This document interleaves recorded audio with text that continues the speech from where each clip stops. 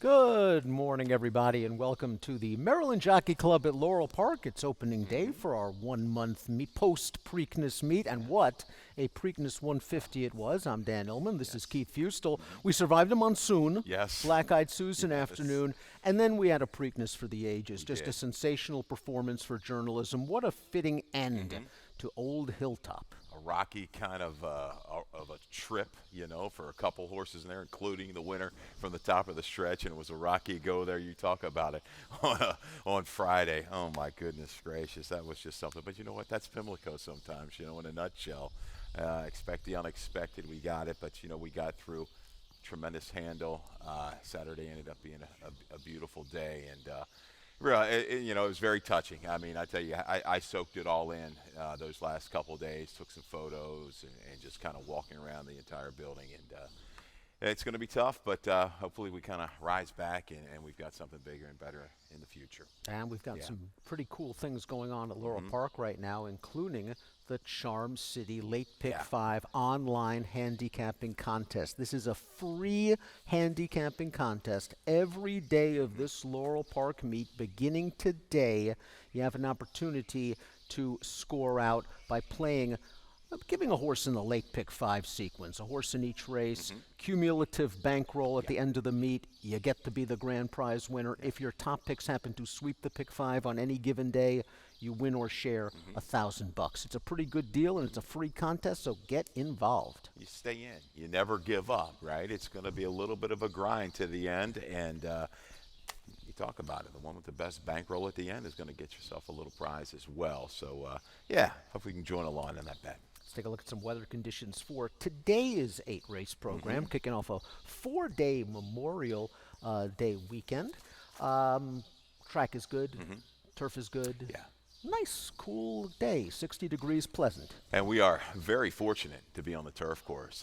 We took a ton of rain here the last few days in this mid-Atlantic region, Baltimore, all the way around. But this turf course looks good, and the conditions rated as good. Looking forward to getting back on the lawn here today. And we'll kick things off on the turf with race number 1 mile. It's a maiden claim ring, 25 down to 20 for fillies and mares.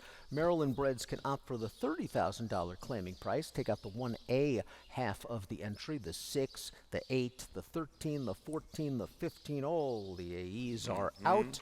It is the first leg of our first of 2 value pick 5 wagers here at Laurel Park. We call it the value pick 5 because it doesn't get any better than a 12% takeout rate. And Keith, you have a ticket for us. How about some of those doozies at Old Hilltop, the pick 5s? Just absolutely monstrous, life-changing, definitely for some people. I've got an $18 ticket. Get you started. We definitely, this whole complexion of this race changed with some of these scratches. I ended up with the 1 and the 10 Lilliput, that part of the entry that stays in for Brittany Russell, and the 10 Lyric Street for Trumbetta. We got a little information on that one in just a bit. Race 2 with the 2, 3, and 5 at first sight. Stat in the offing for that Farrier runner. Race 3, 4, 5, and 6. Interesting. We've got the 2-year-olds back in spot. The 2-year-old fillies going 4.5 maiden special weights. Really interesting breeding to talk about in race number 3. Race 4, a single with a 6. Yo, Adrian, going to be a very popular single in today's 4th race. Finish it up, race 5 with the 6 and the 8.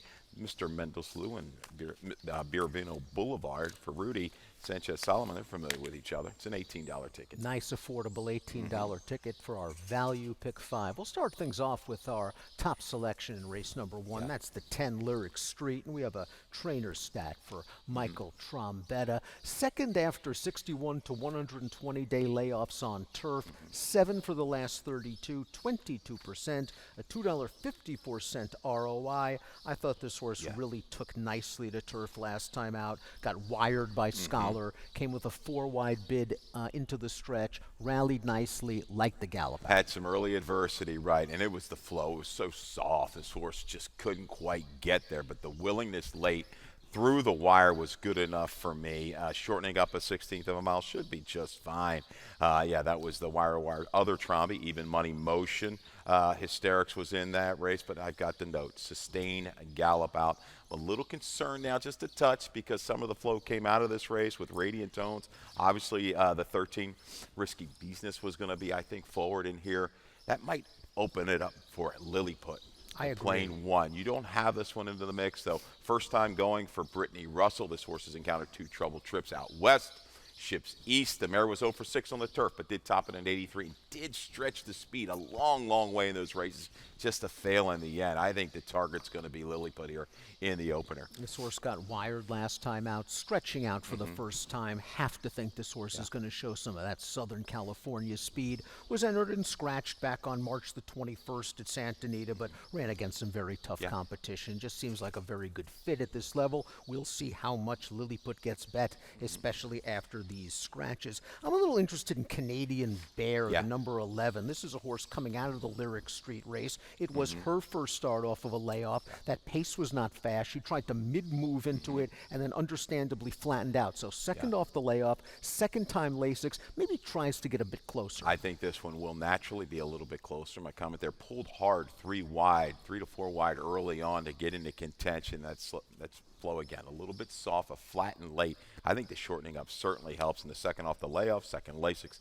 for Canadian Bear. If you like the town, I think you got to have the 11 somewhere in the mix. Wacolia Lady, the 12's taken a big drop in class. This one was in against Mopo last time out, and we saw Mopo with a game performance at Pimlico to graduate and did so with a legit 82 Beyer speed figure. So this horse gets a chance to run for a tag for the first time on turf. Might need a little bit of pace help. Outer post again, but this is a horse that's kind of tough to ride, it looks like, for the jock. You see this horse under firm rating. Do they just kind of let her go? They might try to let her go a little bit more earlier today because of the lack of speed to get that position. You're right.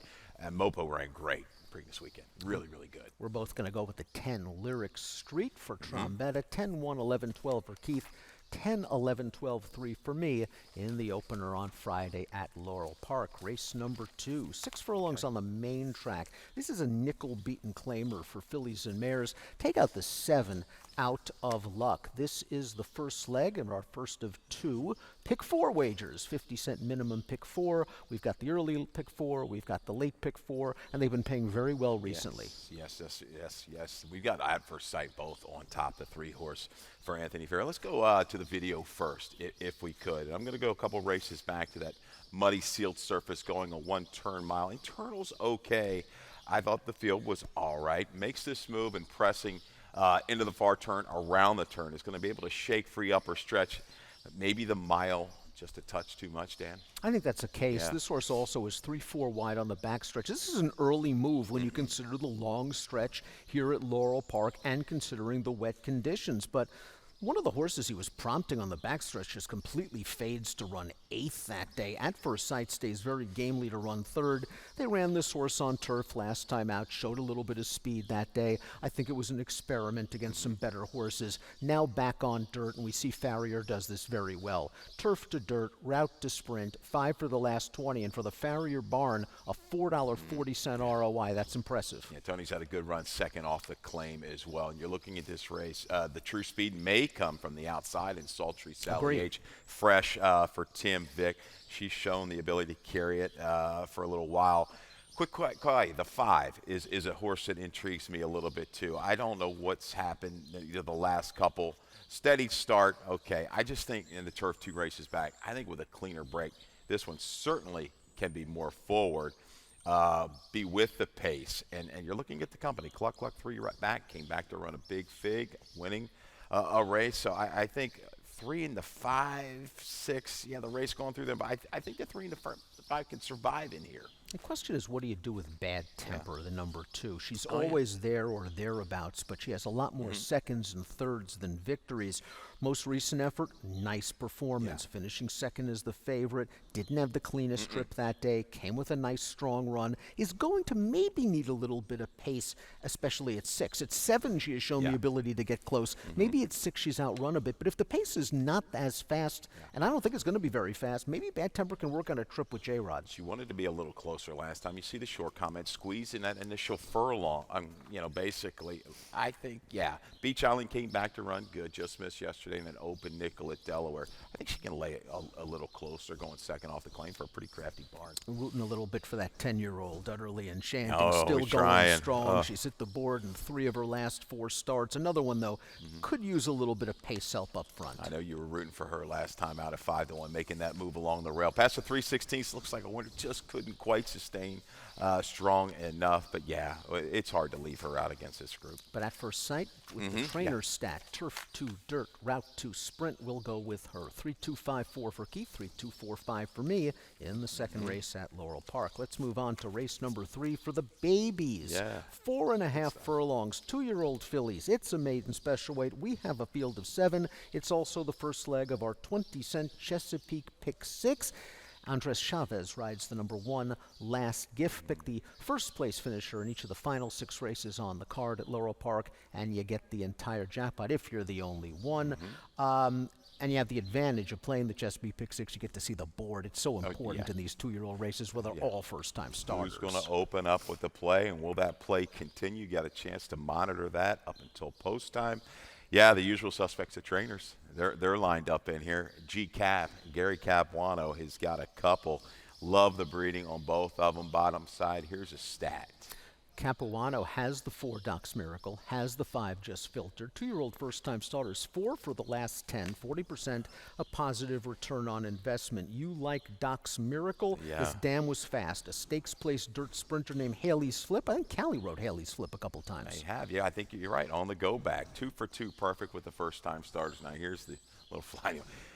Long River 0 for 18 with 2-year-old firsters, 3 for 37 overall. Let's hope this bottom side to overcome and get it done for Crowley and company. I've got the other Gary Cap horse with Great Notion. You don't worry about first-time starter success. He wins at, something like 17% with first-time starters.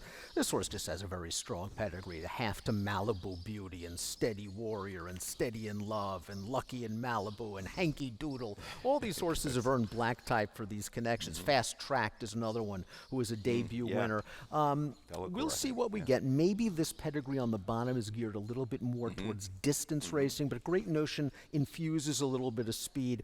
I think with Torrealba taking on Doc's Miracle, Hazelwood on Just Filtered, the board is going to mean a lot with this horse. We were talking about that coming down here. I'm thinking, Doc's Miracle has had the works over this track, maybe the slightest of edge there. Torrealba, a little bit more familiar with that combination, Capuano, Torrealba, than Gary Cap and Hazelwood, but both looking at the breeding. I mean, Just Filtered, you're looking at the 5.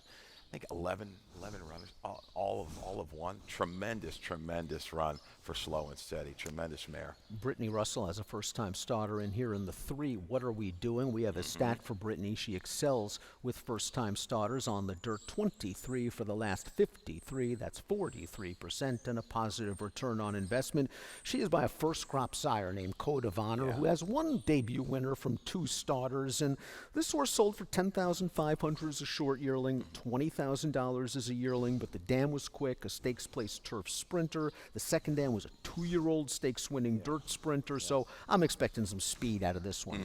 And I wonder if maybe turf might be a little bit better down the road, but yeah, second dam one, Gin Talking Stakes here, so a definite use. And a little bit of a protect move when you really look at it. You see the way these combinations attack.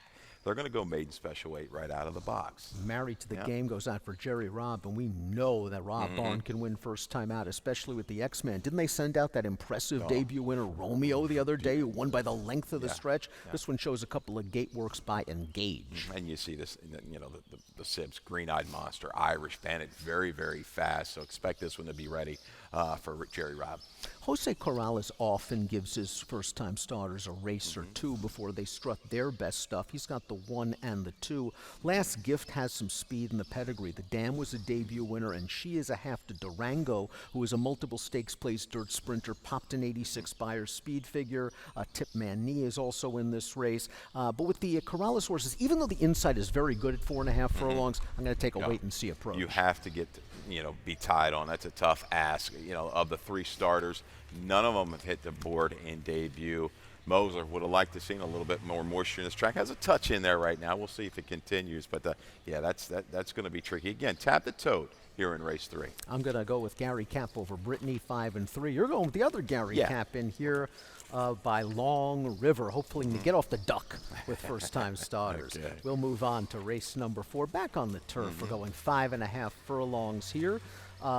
This is a really interesting turf sprint. Scratch the 7 Mystic in here. Yo Adrian is going to take a ton of play. This is the first leg of our second 12% takeout, value pick 5 wager. Our friend and colleague Mackenzie Pfeiffer has a ticket for us. Let's see. Oh, she's starting strong. Single. Race 4 with Yo Adrian, the 6. Race 5, the 8. Biravino Boulevard. We're both on this horse. We might lose a little bit of value right now on Biravino Boulevard. Race 6 with the 3, 4, 9, and 12. Interesting race. Some of these scratches coming out. Flow's a little different. Yeah, whenever you remember, a little bit of a price play here for Trombetta. That's Tap really looked good last time out for Troy Singh. Race 7, the 4, 5, and 9. Too many kisses. I think we're getting a square price on that runner for Tim Keefe off a little bit of a break. And race 8, we'll finish things up with the 1, 3, and 4. Findioro for Damon. And repeating, of course, they certainly should be forward in race number 8. It's an $18 ticket. $18 ticket. Again, this is our new condition. We've got Maryland bred or sired maiden special weights, and the horse they're all going to have to beat is Yo Adrian. Let's watch Yo Adrian's career debut, because she didn't break very well, and then she falls far behind a very solid pace. Yeah, number 5 this particular day in the opening 16th, opening furlong. There it is. And we didn't catch that until like the second or third time we watched the replay. It was tough to pick up, but we saw it. A shuffle back, and watch this run. I mean, as far back as 16, 17 lengths midway through the race, splitting rivals with just a really relentless run, just to fall short. Strong. Showed a little bit of forwardness out of the gate, had the adversity. I think Granuel, we're going to see more speed from that one a day down for the inside for Corrales. But Yo Adrian, big number off of that race. A 72 Beyer fig for a first to 3-year-old filly on the turf. That's just a huge that's debut big, effort for Yo Adrian, and I won't be surprised with that race under her girth if she even shows a bit more early speed out of the gate. I'm not saying she's going to the front, but I think she'll be close, and if she runs back to that race, she's going to be very tough. Let's talk about Granoia a little bit. This horse sort of saved another horse who was out sprinted. They went 22-1, 22-3 first, second quarter of that race. Outrun early, came back at the end, changed back to her left lead. Just lacks the upside of Yo Adrian after 12 starts. But again, I think her best has been on the front, and if she's going to revert to that tactic today, which I think she will, she's got a shot to stay a long way in here. Let's talk a little bit about Daring Delight. This is a horse who also comes out of that race. Seemed a little bit green in her turf debut. Now, she was a little bit closer to that fast pace than the other two we talked about. Split horses in the stretch, and they kind of flopped leads a couple of times in the lane. She's learning, and I think she's found a home on the turf. Going the right direction, and you said that. A little bit of a Z pattern, closer, drop back, came again. Willing enough to deserve a serious chance in race, right? Like you said, I think that light bulb it's getting brighter and brighter here for Daring Delight. 6-2, 4-1 for Keith. 6-4, 2-1 for me in race number 4 at Laurel Park. We'll see if Yo Adrian can knock him out and knock out the maiden condition. We're 4 down. We've got 5 to go, and we'll talk about late pick 4, right? Yeah.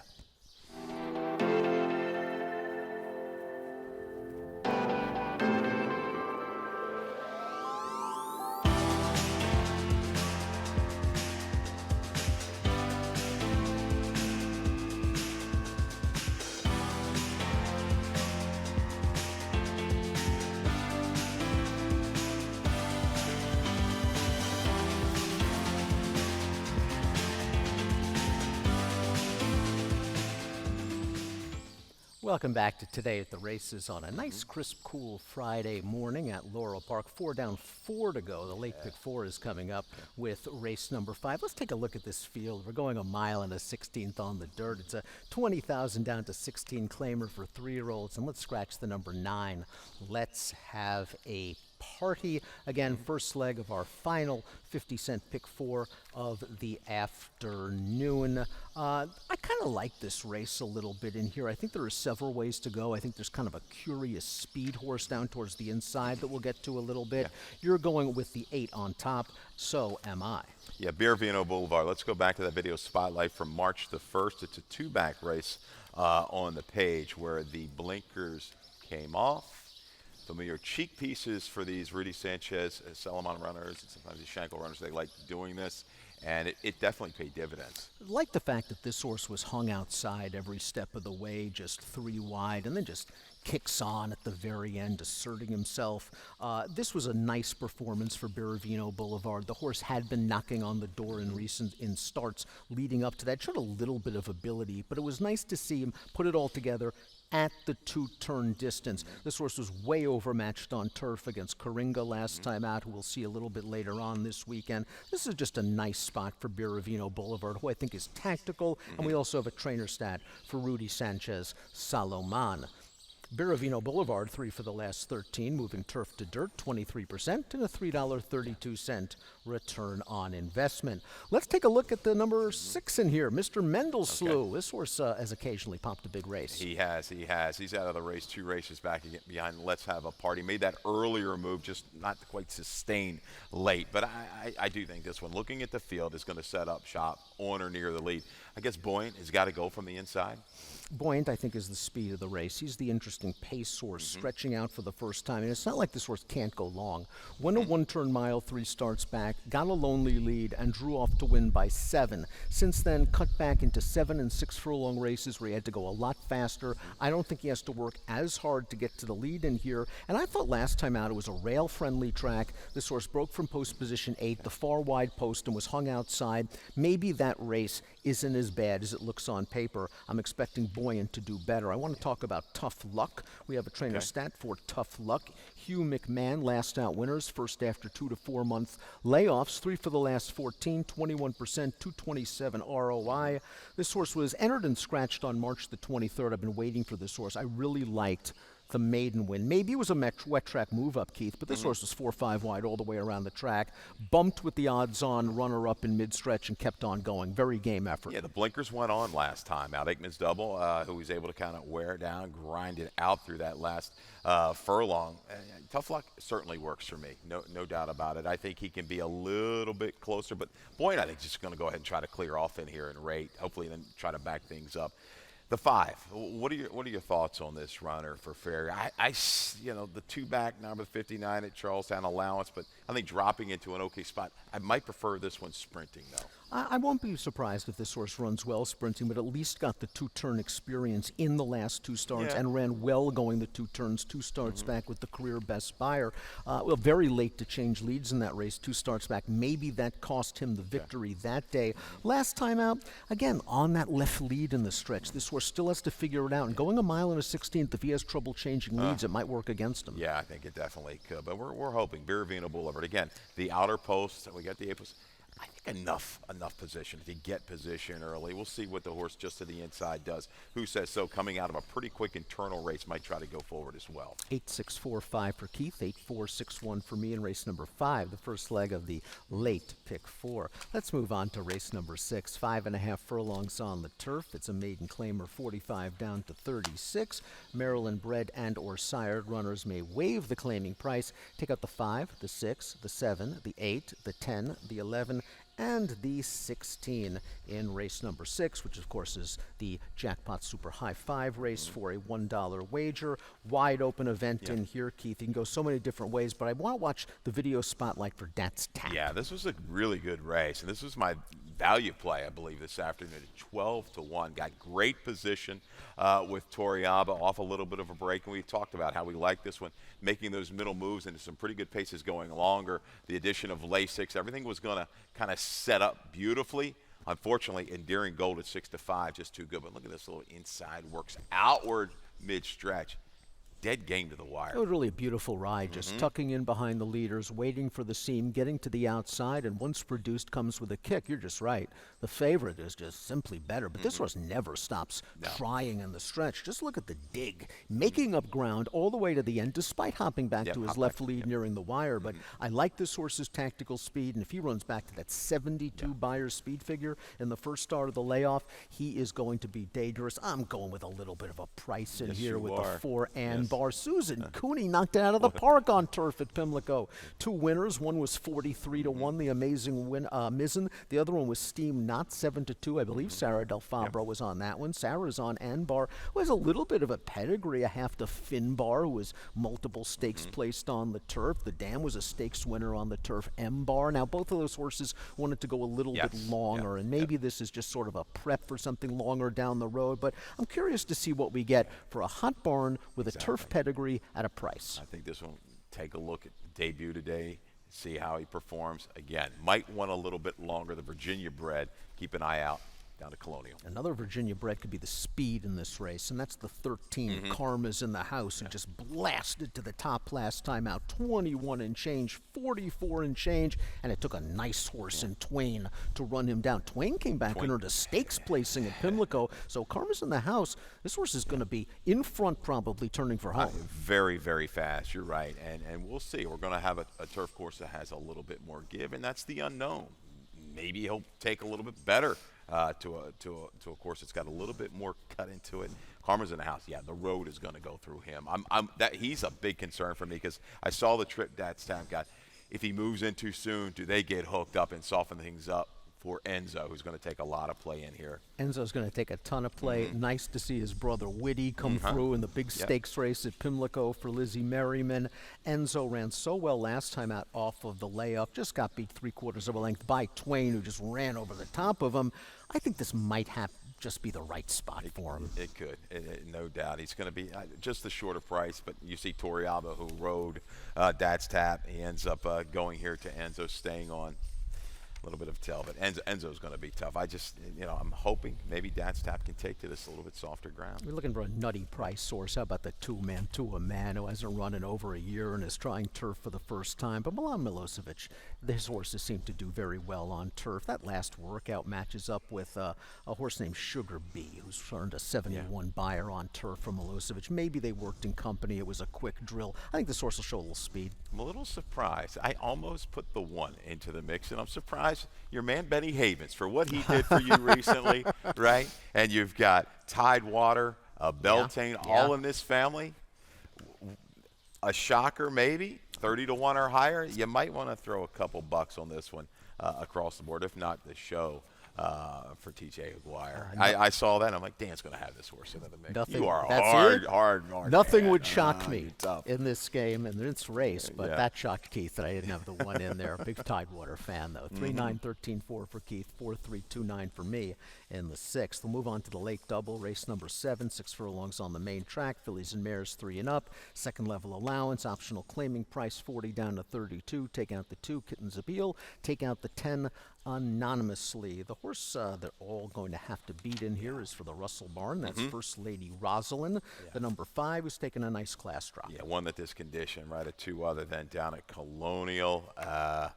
In for the tag today, beating Alani. And then we saw what Alani did on the comeback, facing Disco Ebo. And the start, that was all. It took it right out of First Lady Rosalind last time out. Made that move into that quicker flow just to fade. Gets a little help, I think, with the 2 being scratching here. Kitten's Appeal, who I thought was going to be part of it. So maybe the target is talk to the judge, but with an alert break, certainly the 5 is going to be tough. Yeah, anything close to that 82 buyer into Colonial 2 starts back will make her tough, although she did have an easy lead that day over what I thought was a speed-favoring track. But last time out, you're right. Off slow, then chased a fast pace and a really classy horse in Disco Ebo. But we like the 9 Devil Plays in Gold, and we have a video spotlight for this horse. This is a real hard hitter that shows up every time and might be racing herself back into shape for this, the 3rd start off the layoff. 3rd start off the layoff could be really, really key. Because you're pretty, just freaked. ran off the screen. You're right. Freaked this particular afternoon. But I think all in all, the grittiness of Devil Pays in Gold through the final furlong, that's good enough for me. Yeah, the winner draws off by 8, but you got to see that effort, and she was able to edge out Sheila's Warcloud. She was pretty nice. She was very game for second. Yeah. Watch this battle for second, and you're right. Sheila's Warcloud is sort of a stakes caliber horse on her best day, but Devil Pays in Gold just refuses to drop the decision. Sheila's Warcloud's on the outside. Devil Pays in Gold is down on the rail. Devil Pays in Gold not only wins the Bob, she won the Gallop out as well. And I just think 3rd off the layoff from this outside post, she can set up shop maybe in 3rd or 4th, ready to attack on the turn. I do think her positional speed is going to really help her chances in race number 7. This is a good race. I think Too Many Kisses. Absolutely. I originally had on top, but with the scratch of some of the flow, I was like, yeah, I backed off. But I'm definitely going to use this runner. 7-2 here for the combo. Tim Keefe, Forest Boys, they can win some races. So Philly, she's 2 for 2 at 7/8 of a mile. This mare, I should say. She likes to sprint. I think she works in there, freshened up. Facing some heavy hitters the last couple times on the main track, going long, mile and 8, 2 back, the 1 turn mile last time out. I think this race is going to set up okay for too many kisses. But she's been in against some really good horses. The Call and Other Plays, the Sea Dancer. She's already a restricted stakes winner. Wouldn't be surprised, especially if this pace heats up. And sometimes Talk to the Judge has that runaway speed. These fractions could get hot. We're both going with Devil Pays in Goal, third off the bench. 9, 4, 5, 7 for Keith. 9, 5, 4, and 1 for me in race number 7. We're going to wrap things up with race number 8. Race number 8's at 6 furlongs. It's a maiden claimer, 10 down to 8. Maryland Breds can opt for the 12-5. Take out the 8, T.O. Pachi. Keith? Yeah, this is It's a tough one. Yeah, it's a tough. Yeah, You're going to the rail. Who do you trust? Yeah, and let's just throw up the stat, and I'm kind of riding with that. You don't like seeing a maiden claim for 20 and then right back down for 10, but I bit. I'm a sucker, I guess. But Phil Cap, experienced horses, first lacing. How about that, Dan? 7 for 19? 7 for 19. And Phil saw something to claim this horse for 20 out of the race. It's not like this horse was taking a lot of money. And this horse just threw a fit in the post parade that might have taken some of the starch out of Musgrave. Got wired by Tetch that day. Tetch came back and ran second in a 25,000 non-2 with a 67 buyer. So I won't be surprised. First Lasix, first gelding, trop in class, lots of angles. Yeah, off of that line, you have the ability to go ahead and jam. You're going to do that here, and we've got Thais Liapistine. That was a speed, kind of a lean day as well. Wonder if Repeating, of course, can get to the front in here. Couldn't do it last time out. We have a trainer stat for Horacio De Paz between May 2nd and May 18th. This barn's been going very well, 20%, a 254 ROI. This horse was pushing the pace 3 wide. Didn't like that he made a little bit of an early lead change on the turn and then flattened out pretty badly. But I think if he can get to the lead, and I just think he's faster than the 2 horses to his inside, he can get brave. Yeah, I think he's going to have to deal with Findiora, though, going turf to dirt for Damon. This is a horse 3 races back. Last time he went 6 furlongs on the meat track. Ran well. Sure. Maybe not quite the internals of Repeating, of course, his last race, but I think close enough. Showed some grittiness there. Definite use here for me with Damon. Speedy Alex hasn't raced since December the 1st, was entered and scratched 3 times in the interim, but is another horse. First time Lasix, first time gelding. This horse had to alter course to the outside last time, was very late to change leads. I think against this group, though, this horse will fit, because Up in Flames, the horse that beat him last time out, came back into 47 buyer and an open 16 claimer. So I think Speedy Alex fits, but the layoff is a little concerning. Agreed.